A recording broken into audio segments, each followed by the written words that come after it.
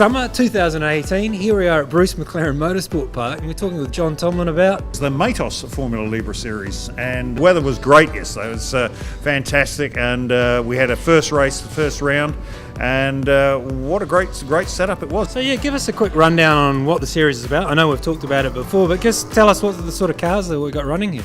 Okay, well, Formula Libre basically stands for Formula Free, because there are a lot of single-seaters and sports cars sitting in garages that really had nowhere to race.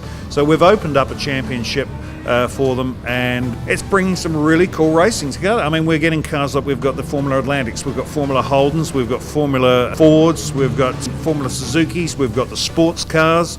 We've got a whole bunch of different cars, and because of their different natures and features, the racing's quite intense. So what we've done this year is we've sort of gone on the basis of the last couple of seasons. So we've created two effectively championships this year. One is a summer series, which runs for 3 rounds throughout January, and we're doing another one through the autumn period. But let's just concentrate on this one, because this is the Matos one that we're doing at the moment. And here the grids are a little bit light because it's the first round, it's Taupo, it's very close to Christmas, so people are still away on holiday and one thing and another. But next weekend at the Festival of Speed at Hampton Downs on the international track, we've got 29 cars on grid for that one, and that's going to be really interesting because we've got Kenny Smith coming back for that with his Swift DB4. So David over my shoulder here is going to have his hands full with a Swift DB4 Formula Atlantic. All right, well, let's go meet some of the drivers, see some of the cars, and watch some of the action. Cool. Thanks, John. Cheers.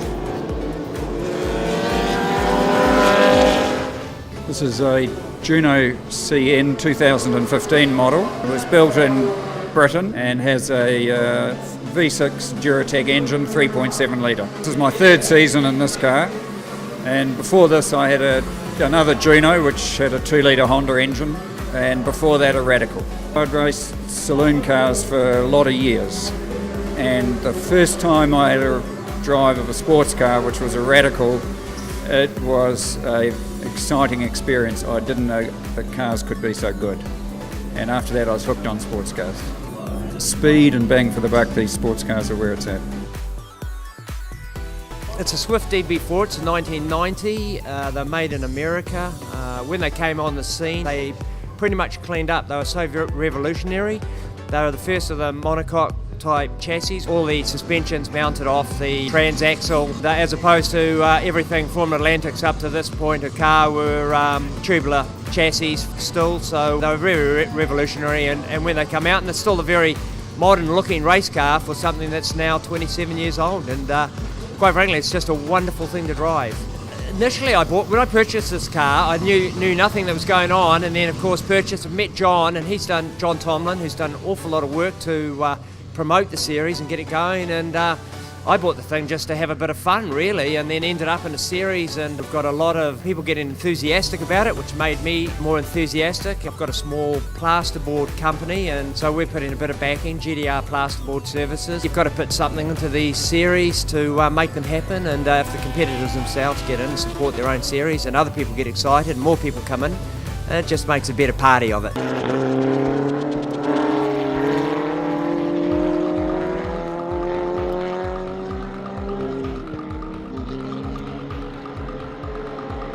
It's a Formula Hayabusa, Formula Suzuki.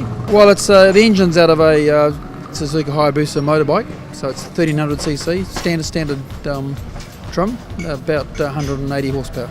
At the moment, I'm just enjoying racing with the other guys. So, yeah, if some more Suzukis come out, it'd be fantastic. Yeah.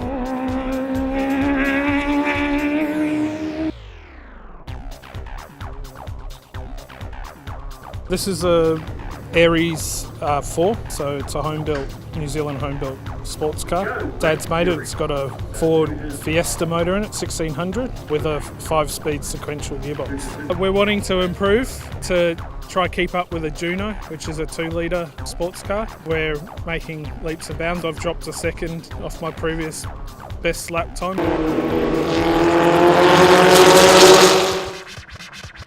This is a Lotus 69, built in 1972 by Graham Cook from a box of parts from Lotus.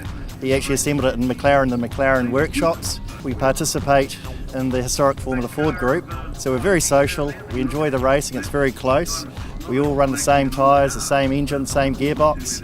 So to be competitive and get towards a pointy end, a lot of it is in car setup. So the grid is very much a leveller, because although the cars are different, it's really up to the driver and how we set them up and how much track time we do, seat time.